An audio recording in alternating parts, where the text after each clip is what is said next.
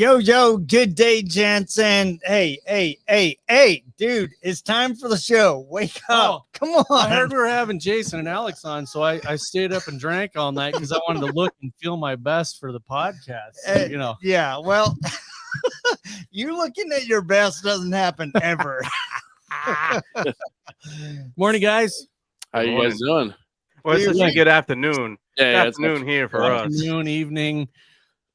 Yeah, when you're drinking, you When never know what. It's always noon You 30, can't right? drink all day if you don't start in the morning. It's So, always Miller time, right? Yeah, it's 5:30 somewhere, right? Or 5 That's what I said to myself somewhere, all last week on the cruise. I wake up at 10 in the morning, grab a tropical mule, and say it's 5:30 somewhere. 5:30 That's somewhere, right. man. That's awesome. So, well, man, we are super excited to have you guys as our guests. I mean, you guys have an incredible podcast. Oh, thank you. You guys bring so much to the industry. So, if you guys don't know these guys, who are they, Rod? I don't know. No. This is Alex Nessler and Jason Bruno from the Detail Solutions podcast, and we're going to get into how that mixes in with Detail Assassins and stuff here. But we really wanted to have on, and Alex and I had a short conversation at MTE, and it was interesting because as we were talking, people were like, "Oh, this podcast versus that podcast," and we were like, "You can't have podcast competition. You can listen to everybody." Yeah. So we really wanted to kind of bring the And two. I do. Yeah. I wanted to bring them together and talk about, what you guys do and how some of the stuff you do with the Detail Assassins and really highlighting the industry, is making a big impact. Yeah. I'm gonna go ahead and correct you though. It's Paint Assassons. Not Detail Assassins. I know I was kind of eating at Jason. I could see it in his face. I was going to connect him, but I was No, you're good. You're good. He was being Wow. like, So a nice let's guy. talk about what that is and how that relates to what you guys are doing.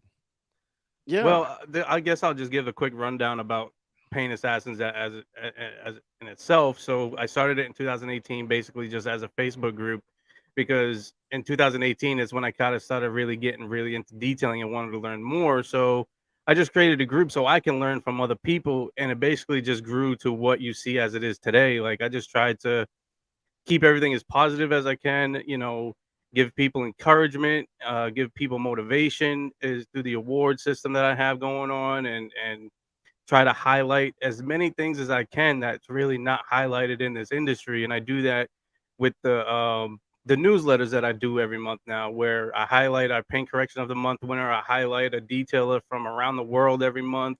Try to give a perspective of how detailing is in other countries. That way it just kind of it's a camaraderie type thing. So if you're a part of that group and you can feel the camaraderie, you can feel the motivation, and you can feel the people that want to help. So that's basically what Paint Assassins is. Well, and I love that because you came at it from the standpoint of, I'm going to create a group so I can learn. So that I can, bounce ideas off people. And I love that because I think the industry needs more of that kind of collaboration, because we all know that next week, Toyota or Tesla or somebody's going to bring out a different paint, and everybody's going to go, how do I deal with this? Right. Yeah. And creating an environment where you can productively talk about how you're going to attack it, the challenge that you face. And I mean, I just love the concept. I appreciate it. I mean, I have a vision. Like I set short-term goals, and then I have long-term goals. And my short-term goals are always from year to year. My long-terms are 5 years. And ever since I started really doing that and kind of writing down everything, I've been accomplishing the goals that I have set for the brand itself. So like what you see now is just what I envisioned like a year ago, and it's only going to keep growing from there. So, Right. And it's all due to the people that are a part of the Facebook group, the people who participate in the awards, and basically everybody who just supports the brand itself. So Yeah. And I think that is, speaking of support, let's take a break here. Go out and subscribe to every podcast channel for both the Detail Solutions Right podcast, the Paint Assassins, Road FS. It really, I mean, honestly, people listening to this or watching it, it is like the least amount of effort you can do. And it's so much helpful for us to continue to do what we do. both you guys, with your sponsors and your support, being part of that group and seeing the people that put stuff in is how you can support it. So go out and subscribe, like, and follow everybody that you can, so that we can continue to keep bringing you this content. So let's talk about you guys personally. Alex, let's talk about your day job. What do you do for real work versus play a radio host on TV? Well, I own my own business. I'm detailing. So it's Detail Solutions Auto Spa. You can tell the creativity when I started a podcast. Was coming up with the name. So yeah, I mean, that's I'm a single owner, operator, whatever you want to call it. So and I've gotten to the point in my life where family time is a little bit more important for me. So I'm not trying to set the detail world on fire, doing tons of cars. So Alan Medcraft actually kind of called it the perfect thing. It's more of a lifestyle business for me. It's just doing enough to live the lifestyle that I want to live. And I'm not trying to be anything more or less than, kind of. So yeah, that's what I do for my regular, days. And then my evenings are usually filled with the podcast. Yeah. So you're going to see a theme there among podcast people. You notice yours is the, Detail Solutions, and that's the name of your business. We have a software company called Road FS, and we're podcast. So we may not be creative in our names. All right. So Jason, what do you do for when you're not smiling? So I'm retired. I'm 36 years old and I'm retired. I owned a shop for a couple years with a partner. And I guess sometimes working with a partner is good, sometimes it's not. And in my case, it wasn't so good. So I ended up selling my portion back. And I just decided to retire and put all my focus and energy on growing the Paint Assassin brand. And then during that time, I kind of figured out, like, okay, the next step in my life I want to do is graphic design. So this summer I'm going to be enrolling into college and going to get my graphic design degree. That's cool. There you go. That is so cool. I think I love that, because I think a lot of times people think that what they've done is what they always have to do. Yeah. I think a lot about over the years. I mean, when I started our business, one of the motivators for me personally to kick it off was when my dad was 44, I was 18, and he was retiring from the Navy. Right. And he came to us, and we had this family council. He sat down and he's like, look, guys, I've retired from the Navy. I really would like to go be a nurse. And so I'm going to go to nursing school. It's going to really put a pinch on our finances as a family. So the next 2 years, we're going to have to buckle down. And all the kids were like, yay, go dad. Right. And it was such a great experience to go through that lean time with my dad and then see him for years just love his career. Right. And so I love that you're like, you know what? I got a passion. I'm going to go do this. I'm retired at 36, and at 38, I'm going to be a graphic designer. Honestly, I feel blessed, because like I've got to experience 3 different aspects of my life that I was passionate about. I was passionate about being in the military. I did a lot in 10 years. And I, took my next step into detailing, and I fell in love with detailing. And now I'm just taking another step in my journey into something else that I love. So I feel really lucky to have 3 passions that I can do. Like, that doesn't happen very often. Yeah. And I think that part of that is just appreciating the journey, right?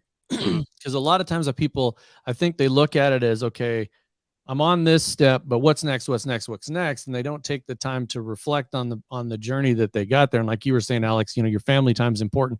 And that's one of the reasons that Jody and I wanted to do this, is because, we knew we weren't going to get rich doing this, but what? Sorry. Yeah, 14 years. But that's one of the things that we wanted to do, is we wanted to create kind of a legacy business that we could hand off and we could walk away at some point. and go do what we wanted to do, and as we look back on our journey, there's steps along the way that we couldn't have gotten to that next step if we hadn't been on that plateau or whatever. So no, absolutely. I mean, I'm a big believer in, kind of everything happens for a reason. So like that one step you're on now is going to lead you to the next step, and it, almost kind of goes back to 10 steps ago, that everything's just kind of fallen into place to put you in the right spot at the right time. Yep. Well, I think one of the challenges that business owners have, right? They're in the grind and they're going, why aren't I succeeding? Why aren't, in the moment, I'm getting what I want. I'm not where I want to be today. Right. Yeah. And it goes back to a thought I had when Rob was talking earlier, is like, Jeff Bezos said, everything that I'm doing today, I will see the result in 2 years. Yeah. Right. Yeah. And I think a lot of times we have this short mindset as business owners that, man, I'm grinding, and I'm not seeing the results, but really you're laying the foundation for the success of tomorrow. Yeah. And you're going to get 2 years down the road and like, oh, wow, I got here, but are you going to be satisfied with that process? Are you going to be disappointed? Or are you going to go, all right, now what next? Yeah. Yeah. And some of it could be, sometimes you're a little bit too close, like I kind of get that all the time. People will be like, well, how's business or whatever. And I'm like, I don't know, man, like it feels really slow, but it's March, it's spring break down here in Florida. It's always slow. And, and then I go and I look at what I've done and I'm like, oh, well, I'm actually up over last year, now. And, but it doesn't feel like it's, busy. So I think sometimes, when you're too close to it too, you got to step back and take a look at it and kind of look at it bigger picture. And then you can kind of see, the growth and things like that.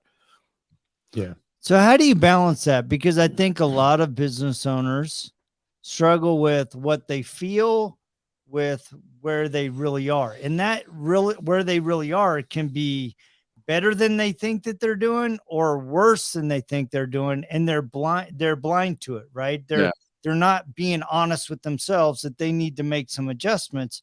And then on the flip side, they're not appreciative of what they've achieved through the process. So how over the years have you two balanced that and managed through that? I'll let you know when I figure it out. Yep. Because I still, again, I sit there and I go, man, I'm not busy enough. I'm not busy enough. And again, like I said earlier, I'm not trying to light the detail world on fire. I'm not trying to, be one of these guys that's, cranking out just, churning and burning kind of deals. I've always kind of said, realistically, if I could just do 52 cars a year, at a $2,500 coating price, like I'm good, like I don't want to do any more than that. But sometimes it's not that easy. You got to do the $300 job here and the $50 job there and the $600 job there, kind of deal. So, I haven't figured out how to balance it other than just realizing that, I'm 7 years in and we're still doing business. So, tough times, good times, like as long as, I've got a car in the shop, I'm a happy camper. The times that the phone calls aren't coming in or the appointment book's getting a little bit thin, like it is a little worrisome, but I just always kind of look back and just know that, like, okay, it's, there's definitely the you got to follow your trends, from year to year. It's pretty much always going to be busy at some point in the year, slow at one point in the year. And you just have to know how to work around those. So as long as you understand your trends and follow your trends, then it's predictable, and you can kind of be like, okay, well, it's slow time of the year for us, so we're going to be slow, Yeah. Make hay when you can, when it's busy, and then prepare for it to be slow. Yeah. And knowing that the slow times, once you've gone through that, you don't freak out. And I think that's part of maturity of owning a business. We started this in 2009 in the worst possible economy you could ever even consider. Yeah. So we did that on purpose, and we were like, well, if we can make it through this, then when it's a little lean, we'll be all right. And here we are 14 years later, and we've ridden through every. And I'm still not rich. I'm really disappointed.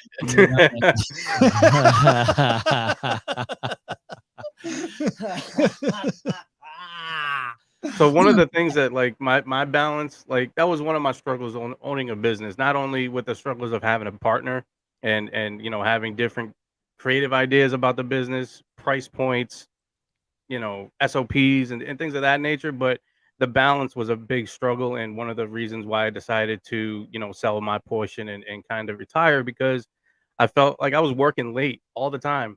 I would work into the late of the night, and I didn't like that. I know my wife didn't like that, so there really wasn't much time. So I'm kind of looking forward to going to school, balancing the podcast, balancing the Pain Assassin brand, and now balancing being on an IDA committee and trying to balance all of that together. I'm looking forward to that challenge, because I feel like that's because I have control of all that. Yeah. So I'm looking forward to balancing all that and see what I can do with it, because I'm very confident in that aspect. Yeah. And I think that's a really key point you hit on there, Jason, is that, I think one of the trends we've seen in the last couple of years is more and more and more involvement in the IDA. And although it has its challenges, because we are volunteers, we're not paid employees, so they can't fire us. And because we can only control so much of that, I think it's a really good thing. But it's nice to have people on there that are wanting to make it better and wanting to make it a more positive thing, and getting consumers to understand why they would go to IDA certified and IDA members, just like every other organization out there. I mean, you don't go get an electrician when they're not certified, Right. So let's talk about the Paint Assassins and that whole just really cool thing to highlight people's skills and to show, to kind of show off. And the thing I like about it, I mean, quite honestly, is that a lot of times when I see the photos, it is a nondescript panel of a car.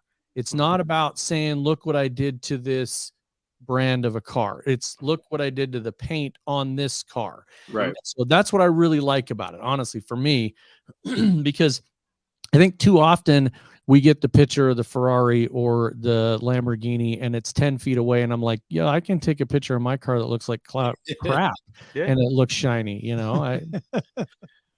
It kind of puts the pressure on the detailers. Like, you want to talk the big game, show the big game. That's all it is. I mean, like you said, anybody can go and polish a Lamborghini, a Ferrari, or anything of that nature. And, it's cool. It's very cool to look at. It's very cool to work on. But I like seeing something that's brought back from the dead. Like, I'll use Dirty Old Cars as a perfect example. I was just thinking that. Like, that show right there, like, highlights what our industry really is and what it can do. And I can't talk enough about that show and hopefully what it could do for our industry. Yeah. And that's what I try to do at Paint Assassins. Like, I give out these awards and hope that they will display them in their shops and, start a conversation with their customer. I saw that you won a paint correction of the month. What is that? Tell me about that. And they tell their customers about it. And they're like, oh, shit, this guy won an award for a paint correction. This is probably who I want to go with. Yeah, exactly. And I think it's more than just a feather in the cap. I mean, we have people all over the place that get awards, and we got a room full of awards over for I don't know if you guys heard that. I sound like somebody's coming through the wall. Hannah, what kind of rats are running through our wall? Yeah, this is a low rent place. You got to understand. So, that I think that's important to have that, because that does legitimize. I mean, I don't care if it's a certification. I mean, obviously the Paint Assassin, like the award that's right behind Alex's shoulder there. Which is not in his shop. Yeah, well, you know, Well, I have one in my shop. That is true. multiple time winner. Yeah. But you know, I mean, I think they're important. We talked about this, and when we were in MTA, You had to do it. we'll probably be handing this. You had to do it. Probably be We'll be handing handing it this to to you guys next which will year, be right? An honor, So right? that, I mean, that's a cool thing, and I think the best part about winning an award, honestly, is now that I don't have to worry about it anymore. Yeah. And so now you can pass it I off to don't even somebody think else, about right? it. That's exactly it. I Right want to there. flex a little bit too, you know. There you go. There That's you go. it, baby. Well, There there you go. So Yeah, I that's think awesome. that those are important because when your clients see those, it helps legitimize what you're Yeah. doing. And it helps Absolutely. professionalism behind it. Yeah.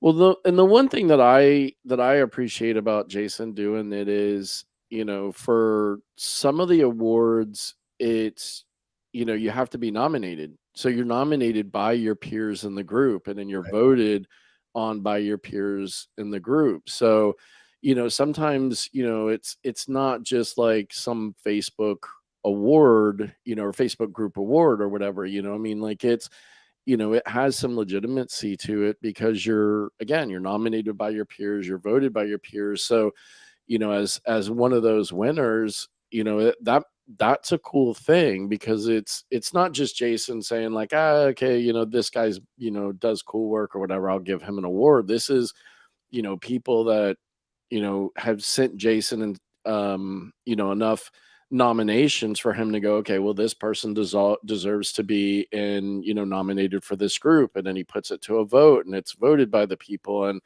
you know, so it really does mean a lot. And I think that the camaraderie thing kind of plays into it, you know, when you see, you know, your fellow peers or your friends winning those awards, and it's, you know, a little bit like, shucks, you know, like sucks that I didn't win, but like, hey, it's cool that, you know, so and so won it because they're killing it and they're doing a great job. And so, you know, that's a cool thing about it too. And it's nice to have one, you know, right there. And then And I think what it does there's is another one back there. the other thing it does is it keeps you on top of your game, right? Yeah, If you want to be part of that club, you need to stay on top of your game. You need to be doing good work, and it highlights the like you said, the like dirty old cars. It highlights the industry, and it shows people what we do. And it's not that, you know, anybody can go down to Harbor Freight and buy a polisher. Yeah. But not everybody can actually make the paint look good. Mhm. And that is, I think, the key, because when you're talking about the differences in pads and compounds and surfaces, you know, it was interesting. Last night we're sitting here videoing with the detail kid, and he was on the news here, local news. You know, obviously 12-year-old kid detailing Ferraris is a pretty big deal. And so we're sitting there and he's polishing on this one spot, and they're just filming him. And all of a sudden his dad goes, "Son, you need to stop polishing on that spot." And I walked over to him and he looks at me. Now, this is crazy. This kid's 12 years. He looks at me and he goes, "I'm not putting any pressure on it. There's hardly any compound on it." He knew exactly what he was doing. Oh, yeah. He was going for a that shot. was pretty But that's funny. the difference, I think, is he understood, and he should. He's a professional detailer. He's skills validated. He's trained with, you know, Rigo Santana. And He he's got understood skills. negative He's good. pressure. He Yeah. showed me there was still 3 dots on the pad. I mean, it hadn't even smeared around on the pad. He was putting no pressure, and everybody watching him, you know, including his dad, who owns a detail shop and is also a certified detailer, was like, he's putting nope, not hardly at all. So He was cognizant that he was doing it for the camera. I mean, Oh, he yeah. definitely Oh, was. yeah. And I think that's an important lesson in itself too, right? Yeah. Is Yeah. when you're interacting, whether with your peers, you know, being humble enough to go, all right, it's like Rod in your experience at Rupes, and the guy's going to put a little bit more pressure, right. you know, and having the humility to receive that, but also recognizing that when you're with a customer, your customer doesn't have the same experience as you. And so don't rush through a ceramic coating or an interior detail or whatever, because a lot of times you assume that they know, and they're not even on the same place, right? And I think a lot of detail business owners struggle with that aspect of their business because they're like, I'm not getting the $2,500 deal or the $1,500 deal. I'm only doing these $100 things. Well, you're not educating your customer through the process and helping them make the decision that is right for them as a consumer. Yeah. Nailed it. Education is key, whether you're educating yourself or educating a customer. Because the more you educate yourself, the more you can educate your customer. Yeah. Yep. And it's funny because I don't care whose shop we go to, and we get the really awesome experience of going to all kinds of shops. No matter where you go, you'll go into a shop, and yeah, there's going to be something fancy, and there's going to be something that's completely badass, but there's also going to be somebody's Honda Civic. Yeah. And there's going to be somebody's Altima, and it's about expectations of, yeah, that one's just in for an interior. We freshen that up every month, and they're on a maintenance program, and those are fabulous. That's a great way to bring somebody in and to continue to have recurring revenue that mixes in, as you were saying, Alex, with the $2,500 coating jobs. Is if you got a maintenance program and you got people coming in that are on a monthly, it's not necessarily turn and burn, but it's recurring revenue that helps keep the lights on and helps keep building this thing out. Yeah, I've done that almost since the day that I left the car wash, because I took that idea from the car wash of the monthly package. And I sold it to some of my clients who, they want their cars cleaned once a week. And the beauty of that is I collect that money the first weekend of the month, from them. That pretty much covers a majority of our overhead for the month. So now, you're talking, first week of the month, I have my rent paid, I have my insurance paid, we have the phone bill paid, the credit cards paid, from ordering chemicals from the month before, pretty much everything except for like whatever I'm going to need for that month. If I need to go out and buy a coating for a job, if I need to go out and, buy new towels, or I need to buy, whatever, I collect that by that first week that first weekend of the month. Awesome. And, it's the smartest thing I've ever done, because I know that worst case scenario, if no matter how slow it is, I know that by that first weekend of the month, that's Fridays is when I do those cars usually. I'm going to collect checks, and I'm going to be able to at least cover bills, and then it's the fight or the struggle to, do whatever for the rest of the month. Yeah. There's one thing that Alex does that I really admire about his business, and he does these things called hyper polishes, right? Where it's like, what do you charge? Like $500 for that? I'm starting at like 600 now. 600. Okay. How long does it take you to do that?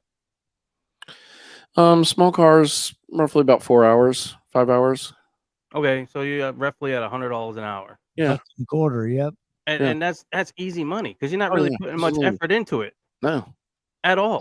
No. And I mean, I botched the name, but I mean, it comes from the hybrid polish that a lot of guys do, or the 1.5 step or something like that, because you're not just using an all-in-one, you're actually cutting it and then you're actually polishing it down, but you're just not going for correction. Mm-hmm.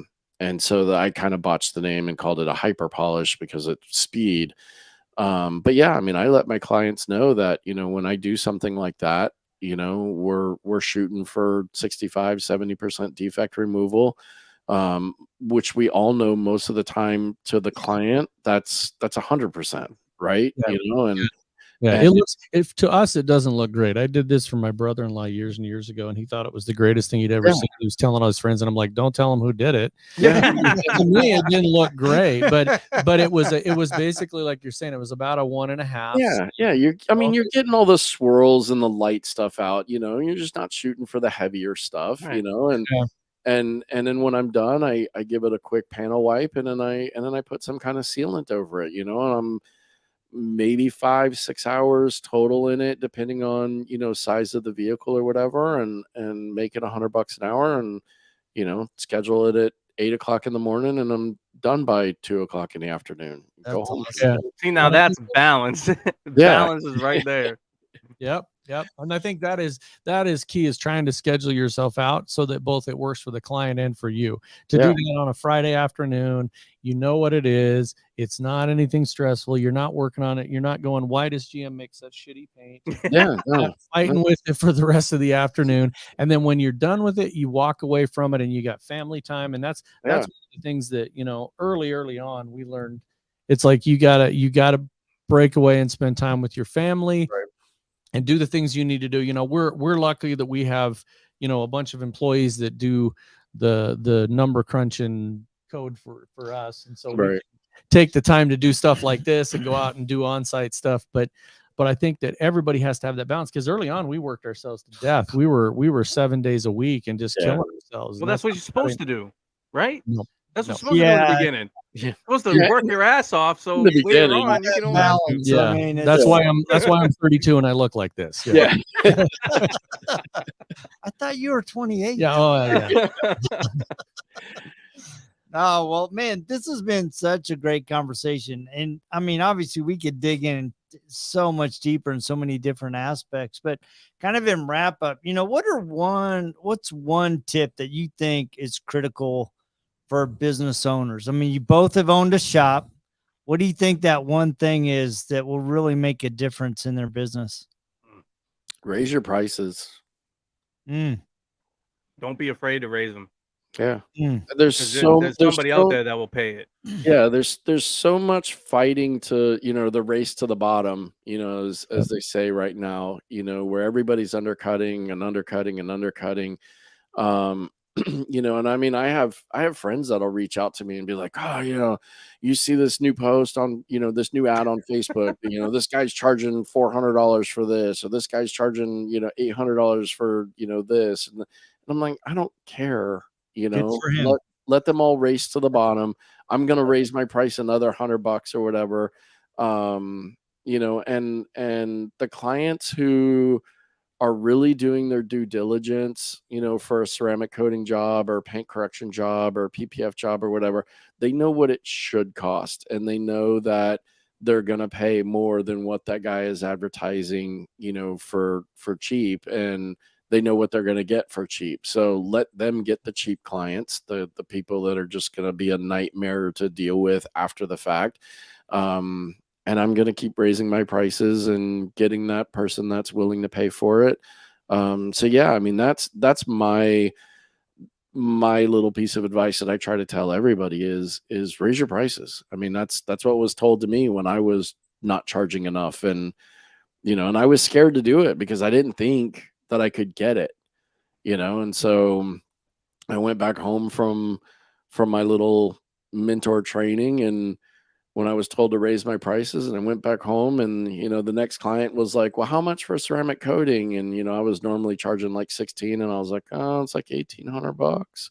Okay, cool. When can I schedule it? And I was like, oh, shit, like all I did was just bump it up $200. And, so 6 months later, I bumped it up another $200 and get to $2,000. And, now I'm trying to push it, a little bit more, without being choosy. Again, it's quality over quantity, I feel. Yeah. Yep. No, that's good.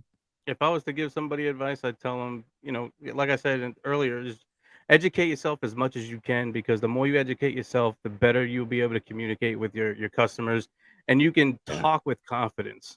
Because I used to be that guy where I would try to pretend like I know what I was talking about to try to land a job, and then I would lose it because there wasn't confidence in my voice. There wasn't confidence in my approach. So that's when I kind of started taking everything a little bit more seriously to educate myself. That way, I've landed more jobs just by being confident in what I was saying. So I love that. I think that goes along with your price points. Be confident in your price points. Be confident in what you're selling to them, and do that by educating yourself. Yeah, I love that. Yep. Well, man, well, thank you guys so much for tapping in with us this morning. Guys, please go out and subscribe to the Detail Solutions podcast on YouTube. And of course, you got to subscribe to Rotafessa's podcast. We really enjoy doing these podcasts. I mean, it is 3.5 years that we've been doing this, and it every conversation we learn something, something's reinforced. Yeah. So go check it out, guys, and like, share, subscribe to both our channels, and anything. Make sure to hit that 5-star review on both of us, because that's what right. counts the Hit those most. big reviews. And I think to me, any advice is just stay humble, like you were saying earlier, Yeah. Jason, and stay humble. There's so many people that are just overly cocky in this industry, and I love them to death. But just please stay humble and learn, be hungry. So Yeah. Well, thank you guys. Thank you very Yeah, much. we appreciate you. absolutely. You guys have a fantastic day, and we'll check you same time, same bad channel, just next week. Thank you. You guys Later, do guys. some. See ya. See ya. He was out. They both Jason's were. like, woo, They say